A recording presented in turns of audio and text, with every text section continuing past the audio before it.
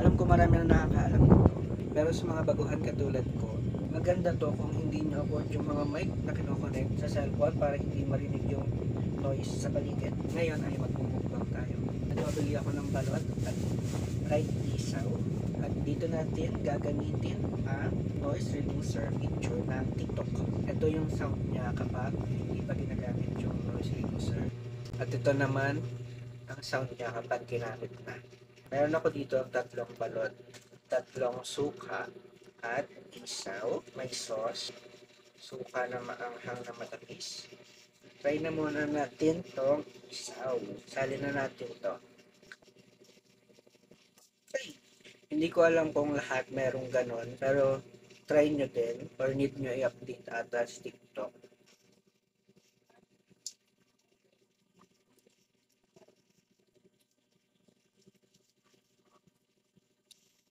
Sarap. Nagpabili ako ng balot kasi low blood ako ngayon. Ilang days na akong late na nakakatulog. Tapos pagbabangon ako, sakit ng ulo ko, hilong-hilo ako.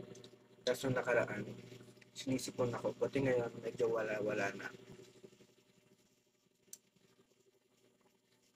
Bukas try ko pumaga kung makakatulog ngayon. Bukas na madaling araw, magja-jogging ako, walking. Para, bawasan yung taba ko. Pero ngayon, susulitin ko muna to. Kasi deserve ko to. Deserve ko nga ba?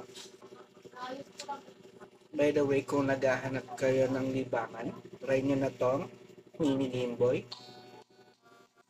Sound na siya. Charge. Ganyan ang battery niya. For only 200 plus, meron ka na nitong mini Game Boy with 400 games. Pwede siyang pang regalo, pwede pang bata, pwede pang matanda. Pwede siya kapag may free time ka, yun ang gamitin mo. Kasi mag-scroll ka sa view apps. Ito naman tayo sa balat.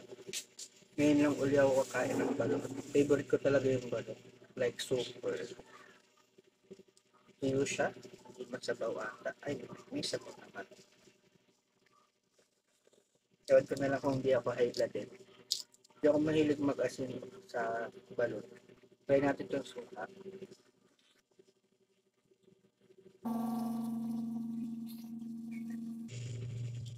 Hindi ako mag-init ng aking kamay.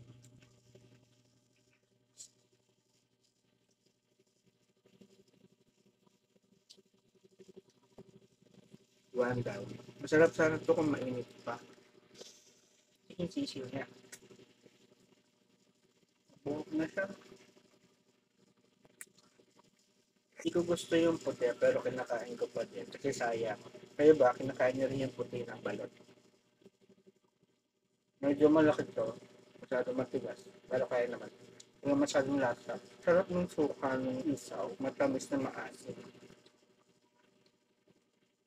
Sa lahat ng balot mukbang na nakikita ko, tinuturo nila kung paano yung pagbukas ng tamang pag-open ng balot. Madali lang naman malaman yun. Pag pinukpok mo tapos nag-crack agad, ibig sabihin, nasa tamang tao ka. Uy, hindi ganun. Pag nag-crack agad, ibig sabihin, hindi yun yung spot na may puting matigas. Hindi mo na kailangan na tingnan kasi minsan nakaibang pose yung itlog eh. Kaya hindi mo rin masasabi kung sapatos o hindi. May balot na pantay ang magkabilang dulo. Nga, last na lang natin guys. Kaya natin ulit ng suka. Kasi matabang nagay.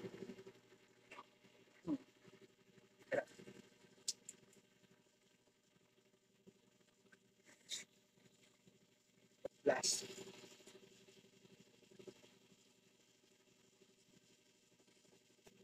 Masarap igutin yung suka kasi hindi siya sobrang asin. Maayos yung pagkakatimpla niya. Yun lang guys. Try nyo na rin yung noise reducer para mas maayos at mas maganda ang inyong mga video. Thank you!